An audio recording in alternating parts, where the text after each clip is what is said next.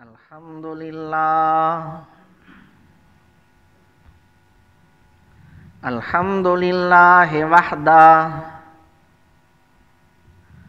wassalatu wassalamu ala man jaa bil bayyinatil waziha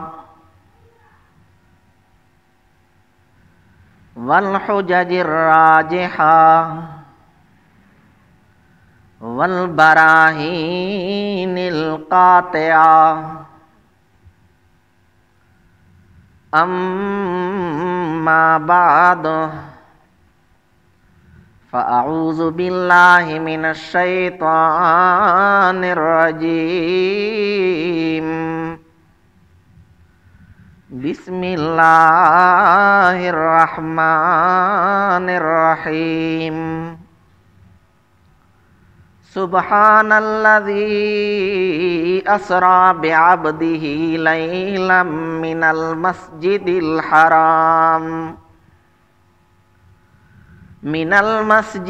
haram ilal masjidil aqsa allazi barakna hawlahu linuriyahu min ayatina innahu huwas samiul basir. Subhana rabbika rabbil izzati amma yasifun wa salamun alal mursalin walhamdulillahi rabbil alamin. درود اللہ جل شانہ کا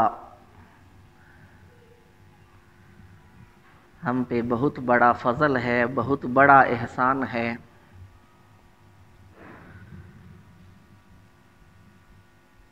کہ ہمیں رسول اللہ صلی اللہ علیہ وآلہ وسلم کی امت میں پیدا فرمایا۔ آپ صلی اللہ علیہ وآلہ وسلم کی امت میں سے ہونا یہ ایک بہت بڑی نعمت ہے۔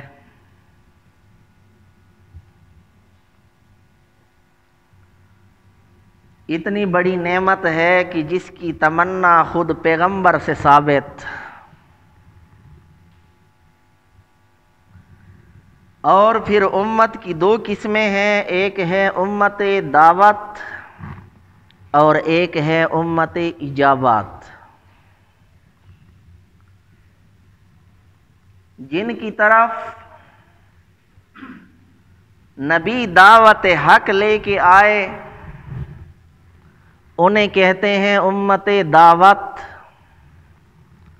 اور جنہوں نے اس دعوت کو قبول کیا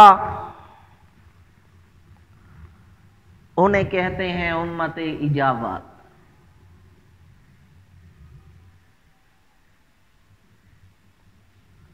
ہر نبی کو خالق کائنات نے مختلف معجزات عطا فرمائے۔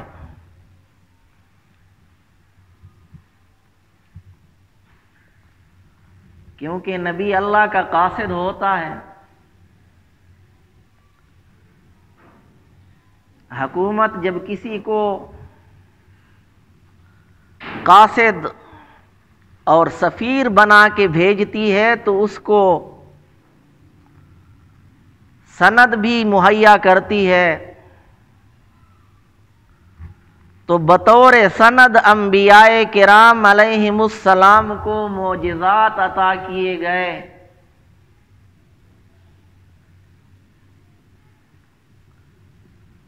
ہمارے نبی کریم صلی اللہ علیہ وسلم کی شان چونکہ سب سے زیادہ، آپ صلی اللہ علیہ وآلہ وسلم امام الانبیاء ہیں، خاتم النبیین ہیں، تو آپ صلی اللہ علیہ وسلم کے معجزات بھی بے شمار ہیں، جن میں سب سے نمایاں، سب سے واضح اور مشہور معجزے دو ہیں۔ ایک قرآن مجید اور ایک معراج النبی صلی اللہ علیہ وسلم۔ یہ دو مشہور معجزے، ویسے معجزات بے شمار عطا فرمائے گئے آپ صلی اللہ علیہ وسلم کو۔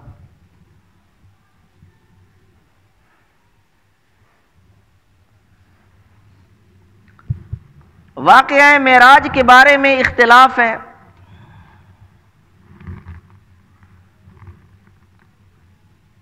کہ وہ کون سا مہینہ تھا جس میں آپ صلی اللہ علیہ وسلم کو معراج کرائی گئی۔ بعض لکھتے ہیں ربیع الاول، مختلف اقوال ہیں، لیکن جو سب سے مشہور قول ہے وہ یہ ہے کہ رجب کا مہینہ تھا، پیر کا دن تھا، 27 کی رات تھی، اور اس وقت آپ صلی اللہ علیہ وسلم کی عمر مبارک 51 سال 8 مہینے اور 20 دن تھی جب یہ واقعہ پیش آیا۔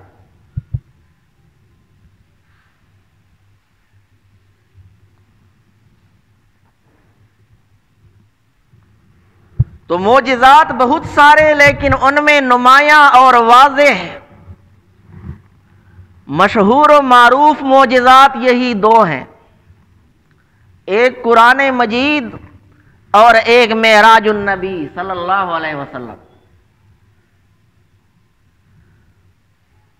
ہر نبی کو جو معجزہ دیا گیا، معجزہ اعجاز سے، اعجاز کا معنی عاجز کر دینا، نبی کے ہاتھ پہ ایسا کام صادر ہوتا تھا کہ باقی لوگ اس طرح کا کام کرنے سے عاجز آ جاتے تھے، تو اس کو معجزہ کہا جاتا تھا۔ جس دور میں جس چیز کو شہرت ملی، اس دور میں اس دور کے نبی کو اسی قبیل سے معجزہ عطا کیا گیا تاکہ ان لوگوں پر نبی کی فوقیت ثابت ہو سکے۔ اب موسیٰ علیہ السلام کے دور میں جادو کا فن اپنے عروج پہ تھا، اس فن کے بہت سارے ماہر موجود تھے، اور یہ بات ذہن میں رہے کہ جادو جو ہے وہ برحق ہے، حرام ہے، گناہ کا کام ہے، بعض اوقات اس سے آدمی کافر ہو جاتا ہے، لیکن اس کا وقوع ہے، جادو کی تاثیر ہے، اس کا اثر ہوتا ہے، اس سے انکار نہیں کیا جا سکتا۔ تو موسیٰ علیہ السلام کے دور میں جادو کا فن اپنے عروج پہ تھا، تو اللہ تعالیٰ نے موسیٰ علیہ السلام کو معجزات بھی اس قسم کے عطا فرمائے کہ جب موسیٰ علیہ السلام عصا لاٹھی زمین پہ ڈالتے تھے تو اس لاٹھی سے بہت بڑا سانپ بن جاتا تھا، اور جب اپنا ہاتھ باہر نکالتے تھے تو وہ سورج کی طرح چمکنے لگ جاتا تھا۔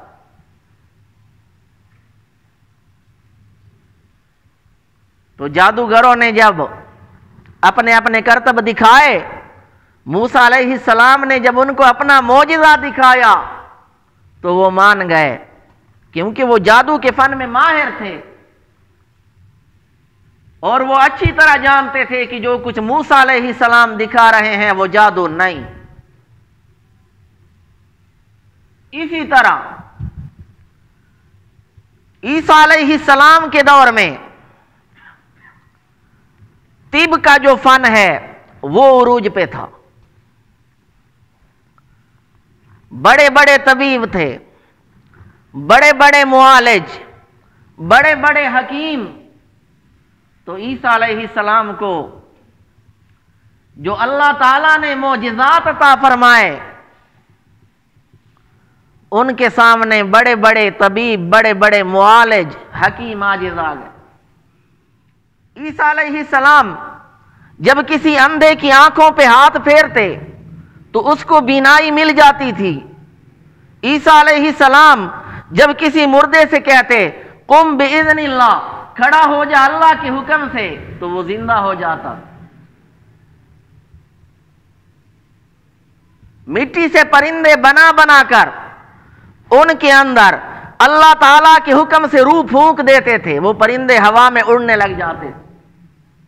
तो ऐसे मोजिज़ात थे कि उस वक्त के बड़े बड़े मुआलिज, बड़े बड़े हकीम इनके सामने आजिज़ आ गए। कोई मुआलिज, कोई हकीम, कोई डॉक्टर किसी मुर्दे को जिंदा नहीं कर सकता था, लेकिन ईसा अलैहिस्सलाम को इस किस्म के मोजिज़ात अता किए गए। जब मुहम्मदुर रसूलुल्लाह सल्लल्लाहु अलैहि वसल्लम को अल्लाह ताला ने मबऊस फरमाया, तो आप सल्लल्लाहु अलैहि वसल्लम के दौर में फसाहत, बलागत, उरूज पे थी। बड़े बड़े फुसहा, बुलगा मौजूद थे जिनको अपनी फसाहत, बलागत पे नाज था, जो अपने अलावा सबको अजम कहते थे। तो खालिक़ कायनात ने आप सल्लल्लाहु अलैहि वसल्लम को जो मोजिज़ा अता फरमाया, कुरान मजीद, जिसके सामने बड़े बड़े फुसहा, बुलगा आजिज़ आ गए।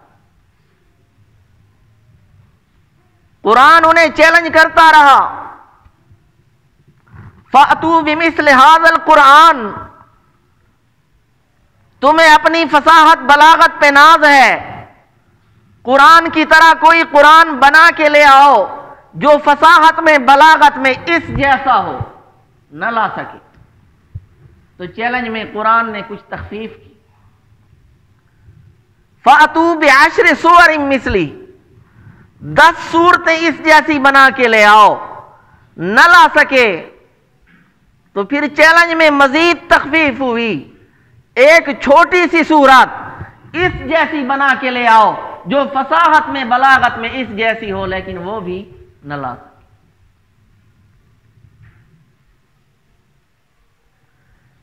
और खालिक़ कायनात के इल्म में थी ये बात कि नबी आखिरुज़्ज़मान सल्लल्लाहु अलैहि वसल्लम के दौर में इल्म तरक्की करेगा, क्योंकि आप सल्लल्लाहु अलैहि वसल्लम आखिरी नबी हैं। आप सल्लल्लाहु अलैहि वसल्लम के बाद किसी नबी ने नहीं आना। खालिक़ कायनात के इल्म में थी ये बात कि क़ियामत से पहले आप सल्लल्लाहु अलैहि वसल्लम की उम्मत इल्म में तरक्की करेगी।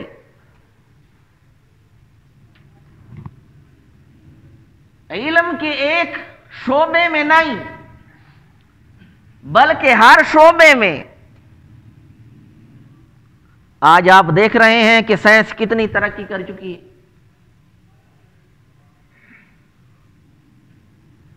और साइंस है क्या?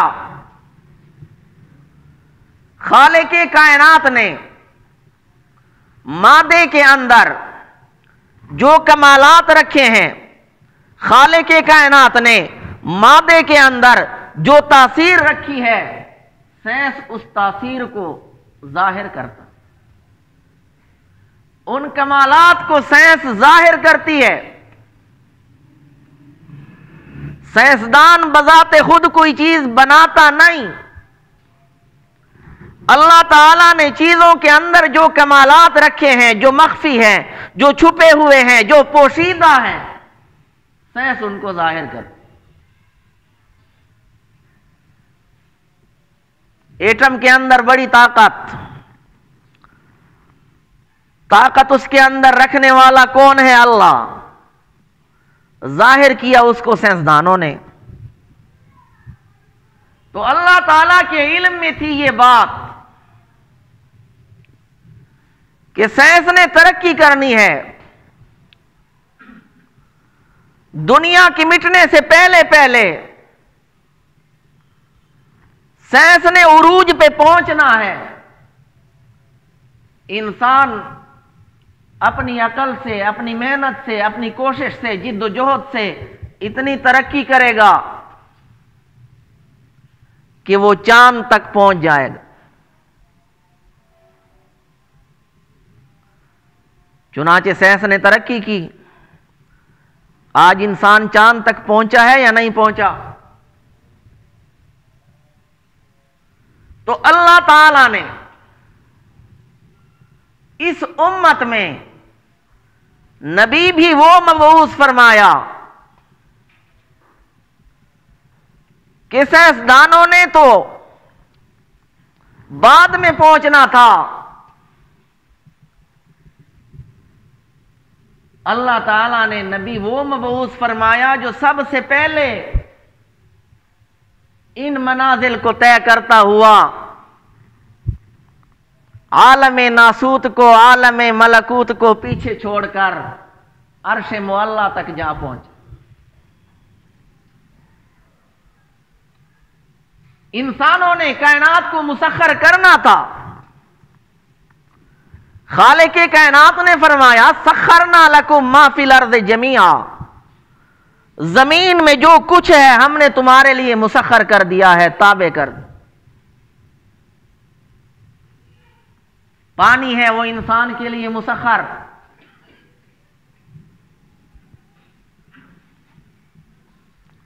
انسانوں نے بڑے بڑے جہاز ایجاد کیے، پانی کو مسخر کیا، ہوا کو مسخر کیا۔ ہوا بڑی لطیف ہے، لیکن اسی ہوا کے اندر جہاز اڑائے گئے۔ تو انسانوں نے ترقی کرنی تھی، خالق کائنات نے نبی بھی ایسا بھیجا کہ جس کو تسخیر کائنات کا وہ درجہ ملا کہ بہت سے منازل کو طے کرتا ہوا آگے چلا گیا۔ تو میں نے عرض کیا کہ اللہ تعالیٰ نے جس نبی کو جو معجزات عطا فرمائے، اس نبی کے دور میں جس چیز کا چرچا ہوتا تھا، جس چیز پہ لوگ فخر کرتے تھے، اسی قسم سے اس نبی کو معجزہ عطا کیا جاتا تھا۔ موسیٰ علیہ السلام کے دور میں جادو عروج پر تھا، تو موسیٰ علیہ السلام کو معجزات بھی اسی قسم کے عطا کیے۔ عیسیٰ علیہ السلام کے دور میں فن طب عروج پر تھا، تو عیسیٰ علیہ السلام کو معجزات بھی اسی قسم کے عطا فرمائے گئے۔ اور محمد الرسول اللہ صلی اللہ علیہ وسلم کے دور میں فصاحت بلاغت عروج پر تھی، تو خالق کائنات نے قرآن مجید کا معجزہ عطا فرمایا کہ جس کے سامنے بڑے بڑے فصحاء بلغاء عاجز آ گئے۔ اور قرآن مجید قانون کی کتاب ہے، اور ایسی کتاب کہ جس کی کوئی بات آج تک غلط ثابت نہیں ہو سکی۔ دنیا والے جو قانون بناتے ہیں، بڑے بڑے دانشور آپس میں بیٹھ کر قانون بناتے ہیں، چند سالوں تک اس قانون پہ عمل ہوتا ہے، پھر اس میں ترمیم کی ضرورت محسوس ہوتی۔ لیکن یہ واحد ایسی کتاب ہے جو قابل ترمیم نہیں، کیونکہ یہ قانون انسانوں کا بنایا ہوا نہیں، اس میں خالق کائنات کے قوانین بیان کیے گئے ہیں۔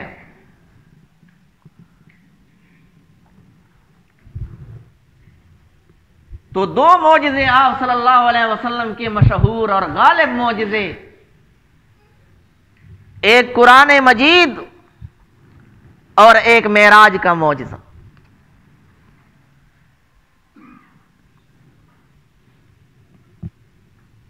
خالق کائنات کا دستور یہ ہے کہ کبھی خالق کائنات افراد کے سروں پہ عزت کا تاج رکھ دیتے ہیں، جسے نبوت کہا جاتا ہے، جسے رسالت کہا جاتا ہے، اور کبھی خالق کائنات کسی قوم کے سروں پہ عزت کا تاج رکھ دیتے ہیں۔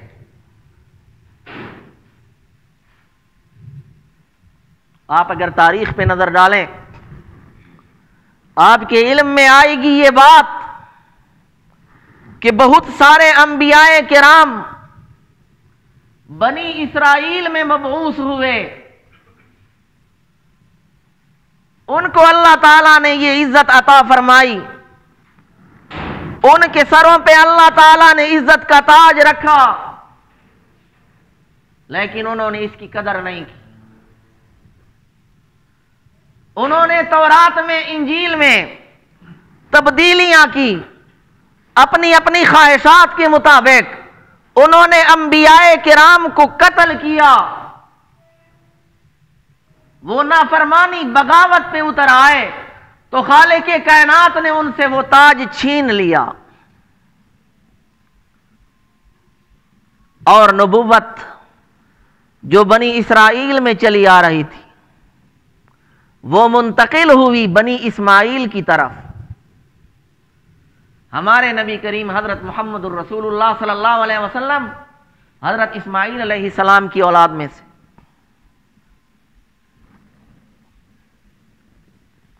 پھر آپ صلی اللہ علیہ وسلم کو معراج کی رات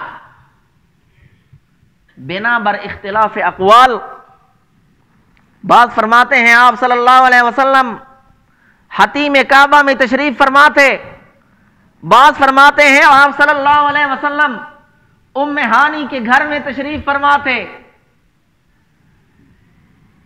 جبریل علیہ السلام فرشتوں کے ساتھ آئے چھت پھاڑ کر، پورا واقعہ بیان نہیں ہو سکتا اور نہ ہی اتنا ٹائم ہے۔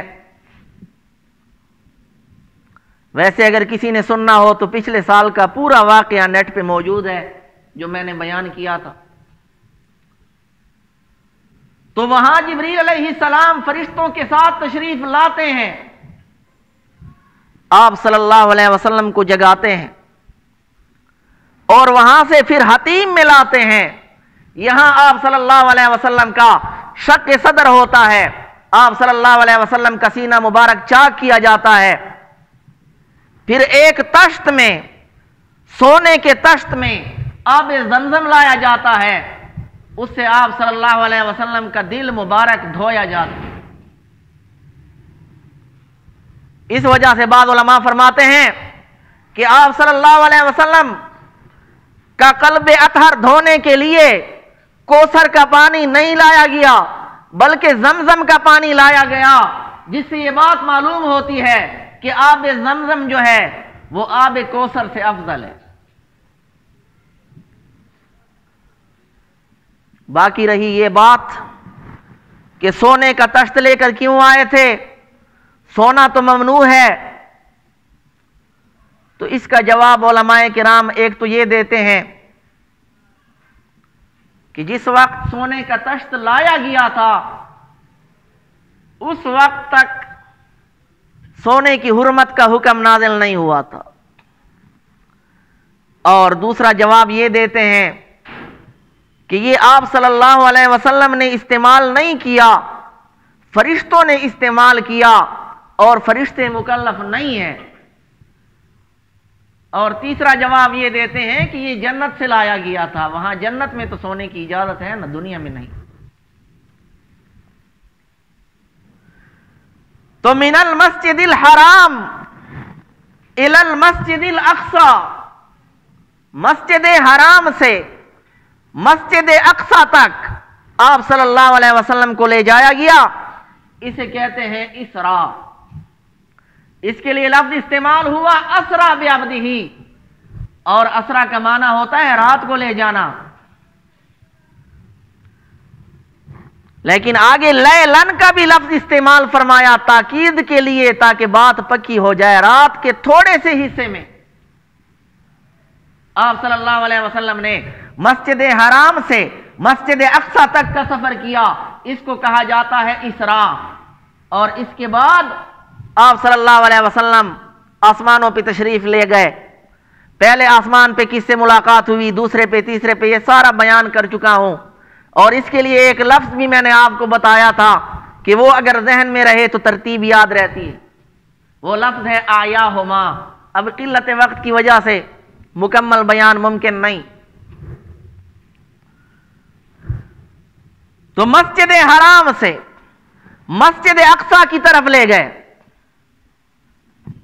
وہاں آپ صلی اللہ علیہ وسلم نے انبیاء کرام کو نماز پڑھائی۔ معراج سے پہلے علماء لکھتے ہیں صرف 2 نمازیں فرض تھی، ایک فجر کی اور ایک مغرب کی۔ اور یہ جو واقعہ پیش آیا رات کا وقت تھا، لہذا آپ صلی اللہ علیہ وسلم نے انبیاء کرام کو جو وہاں مسجد اقصی میں نماز پڑھائی وہ نفل نماز۔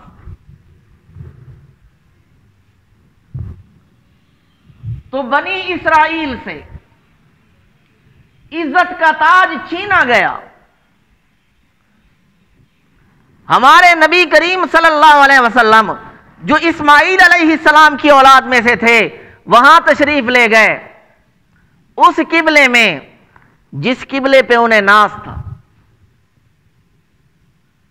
روئے زمین پر خالق کائنات نے 2 جگہوں کو یہ عزت بخشی ہے کہ ہر مسلمان جب اللہ کی عبادت کرتا ہے تو اپنا رخ ان مکانات کی طرف کرتا ہے، ایک بیت اللہ ہے اور ایک مسجد اقصی۔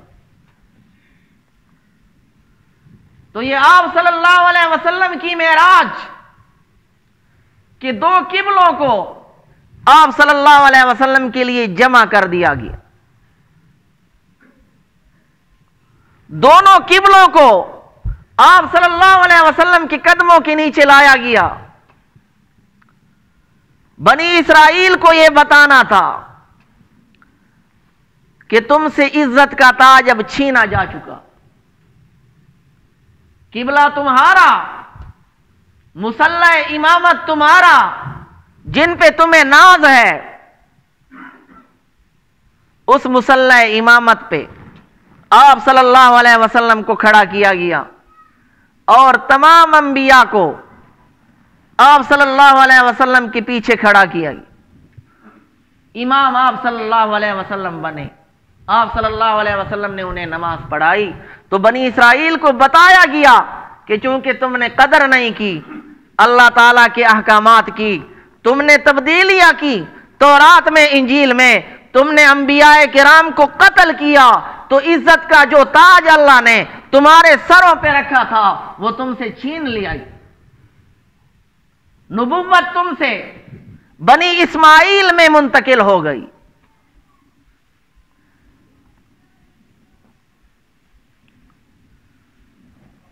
تو اس کے بعد آپ صلی اللہ علیہ وسلم آسمانوں پہ تشریف لے گئے۔ تو میں نے عرض کیا مشہور قول یہی ہے کہ 27 رجب کو آپ صلی اللہ علیہ وسلم کو لے جایا گیا، لیکن 27 رجب بھی اس رات کی کوئی فضیلت صحیح احادیث سے ثابت نہیں۔ بہت سارے لوگ اس موقع پر جمع ہوتے ہیں اور مختلف قسم کی بدعات کا ارتکاب ہوتا ہے، قمقمے وغیرہ جلاتے ہیں، اسراف ہوتا ہے، یہ چیزیں احادیث سے ثابت نہیں۔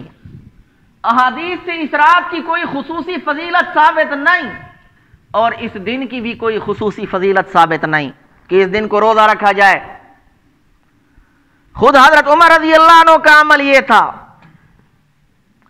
کہ آپ صلی اللہ علیہ وسلم کہ آپ رضی اللہ عنہ جس کے بارے میں یہ شک ہوتا تھا کہ اس نے روزہ رکھا ہے، تو آپ رضی اللہ عنہ خود اسے توڑواتے تھے، مجبور کرتے تھے کہ میرے ساتھ کھانا کھاؤ، کیونکہ اصل جو چیز ہے وہ سنت کی اتباع ہے۔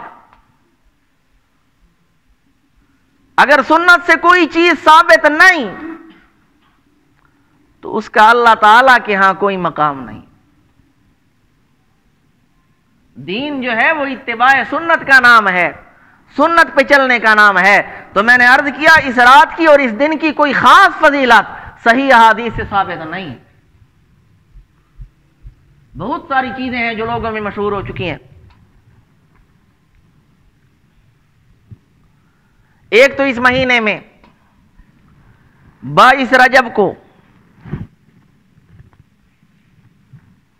کنڈوں کی رسم جو ہے وہ بھی جاری ہے، حلوے پکائے جاتے ہیں، اور اسی سے متعلق ایک من گھڑت واقعہ، فرضی واقعہ عوام میں مشہور ہو چکا ہے، وہ لکڑہارے کا واقعہ ہے۔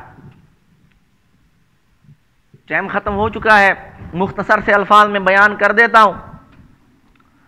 انہوں نے ایک واقعہ گھڑ لیا ہے کہ حضرت امام جعفر صادق کے دور میں مدینہ منورہ میں ایک لکڑہارا رہتا تھا جس کی اولاد بہت زیادہ تھی اور کمانے کا کوئی خاص ذریعہ نہیں تھا۔ اولاد اس کی زیادہ تھی، شاید اٹھو میں زیادہ مشغول رہتا تھا، لیکن کمانے کا کوئی خاص ذریعہ نہیں تھا۔ یہ واقعہ فرضی ہے، من گھڑت ہے۔ جنگل سے لکڑیاں کاٹ کر لاتا تھا، شہر میں جا کر بیچتا تھا، کافی عرصہ اس طرح کرتا رہا۔ بالآخر مدینہ منورہ کو چھوڑ کر پردیس کی طرف نکلا کہ شاید وہاں جا کر قسمت کے دن پھر جائیں، شاید وہاں جا کر قسمت تبدیل ہو جائے۔ پردیس چلا گیا، وہاں بھی کوئی خاص روزگار میسر نہیں آیا۔ 12 سال تک وہی لکڑیاں کاٹ کاٹ کر لاتا رہا، بیچتا رہا۔ ادھر اس کے غائب ہو جانے کی وجہ سے بیوی بچے پریشان، تو اس کی بیوی وزیر کے محل میں گئی اور وہاں جا کر سارا واقعہ بیان کیا کہ میرا خاوند جو کہ واحد کمانے والا تھا وہ بھی ہمیں چھوڑ کے چلا گیا، اب ہمارے پاس کچھ نہیں۔ تو وزیر کی بیوی نے ترس کھا کر اس لکڑہارے کی بیوی کو اپنے پاس رکھ لیا، وہ اس کے محل میں جھاڑو دینے لگی۔ تو اسی طرح ان کا گزر بسر ہوتا رہا۔ تو ایک مرتبہ یوں ہوا، 22 کی رات تھی، حضرت امام جعفر صادق تشریف لائے اور جس جگہ پہ اس کا محل تھا، وزیر کا محل، لکڑہارے کی بیوی وہاں جھاڑو دے رہی تھی۔ حضرت امام جعفر صادق وہاں تشریف فرما ہوئے، ساتھیوں سے پوچھا یہ کون سا مہینہ ہے؟ انہوں نے بتایا رجب کا مہینہ ہے۔ پوچھا یہ کون سی تاریخ ہے؟ انہوں نے بتایا 22 تاریخ ہے۔ فرمایا تمہیں 22 کی فضیلت معلوم ہے؟ تو ساتھیوں نے کہا کہ آپ ہی بہتر جانتے ہیں۔ تو امام جعفر صادق نے فرمایا کہ اس رات جو نئے کنڈے خرید کر لائے اور پھر حلوہ پکائے، وہ کنڈے صاف چادر پہ رکھے اور میرا فاتحہ کرائے اور پھر میرے وسیلے سے دعا کرے، جو جس مصیبت میں مبتلا ہو، جس مشکل میں مبتلا ہو، اس کی وہ مشکل ٹل جائے گی، وہ مصیبت ختم ہو جائے گی۔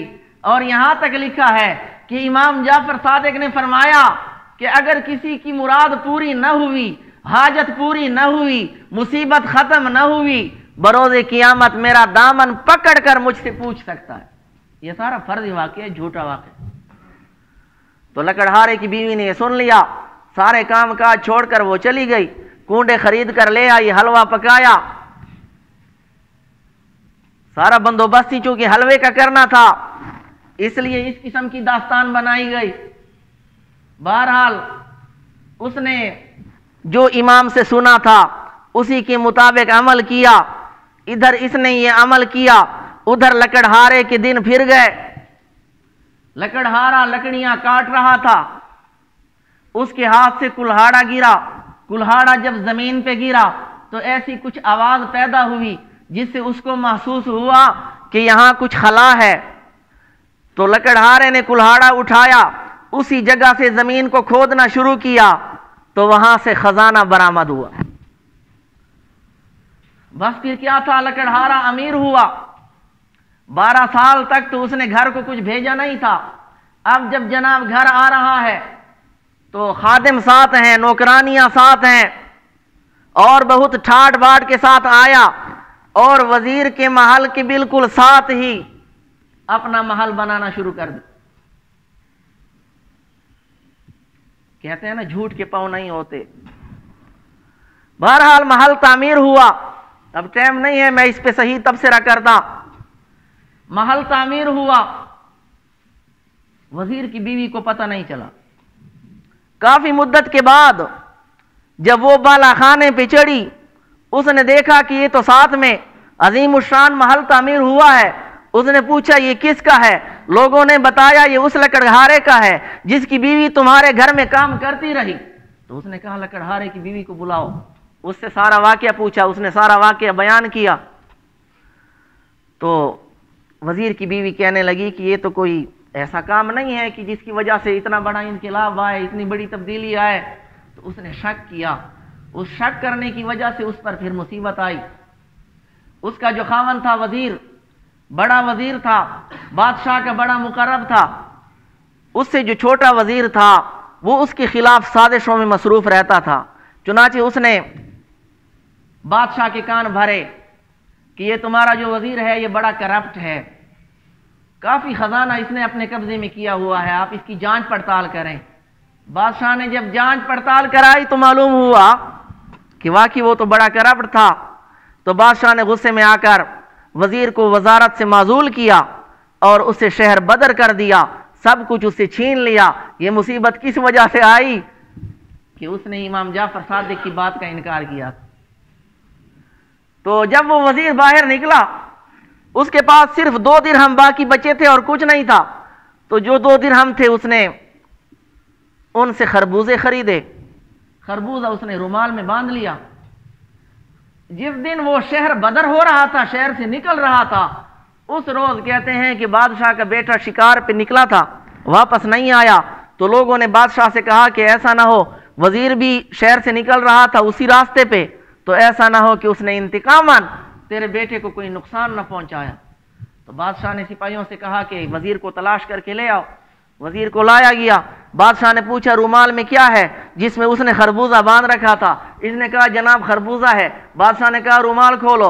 रुमाल खोला गया तो उस रुमाल से शहजादे का सर बरामद हुआ। है ये सारा झूठ? आप इतने सीरियस सुन रहे हैं कि जैसे सच हो, सारा झूठ है। तो बादशाह ने गुस्से में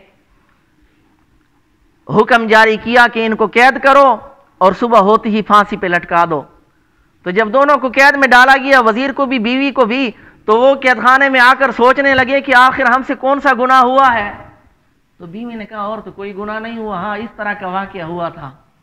तो वजीर ने कहा कि ये सारी मुसीबत उसी वजह से आई। तो फिर बीवी ने दिल में यह अहद किया कि आइंदा के लिए इस तरह के कूंडे इमाम जाफर सादिक के नाम के करने हैं। जब उसने दिल में यह अहद किया तो फिर उधर से हालात तब्दील हुए। शहजादा भी सही सालिम पहुंच गया।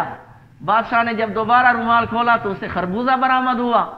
इसके बाद बादशाह ने वजीर को बुलाया, सारा वाकया पूछा। बहरहाल है ये सारा झूठ। उधर टाइम भी खत्म हो चुका है, तो आप खुद ही अंदाजा लगा सकते हैं। वजीर अमीर होकर आता है, बादशाह के महल के साथ दूसरा महल तामीर होता है और वजीर की बीवी को पता ही नहीं चलता। हालांकि साथ अगर कोई घर बन रहा हो, या घर तो छोड़े छोटा सा कमरा बन रहा हो, और किसी लेटरीन की तामीर भी हो रही हो ना, उसका भी पता चल जाता है।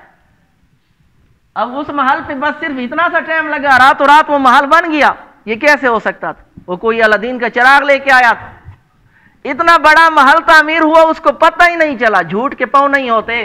تو بہرحال یہ جھوٹا واقعہ ہے۔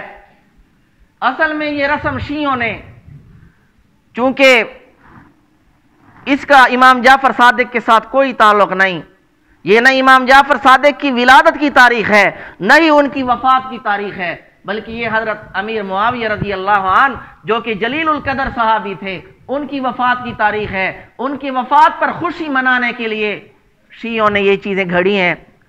اہل سنت والجماعت بھی بے شمار ان کے مغالطے میں آ گئے، حالانکہ یہ اصل میں رسم انہوں نے ایجاد کی ہے۔ ٹائم ختم ہو چکا ہے۔ خالق کائنات سے دعا ہے جو کچھ کہا سنا اس پہ عمل کرنے کی توفیق عطا فرمائے۔ وما علینا۔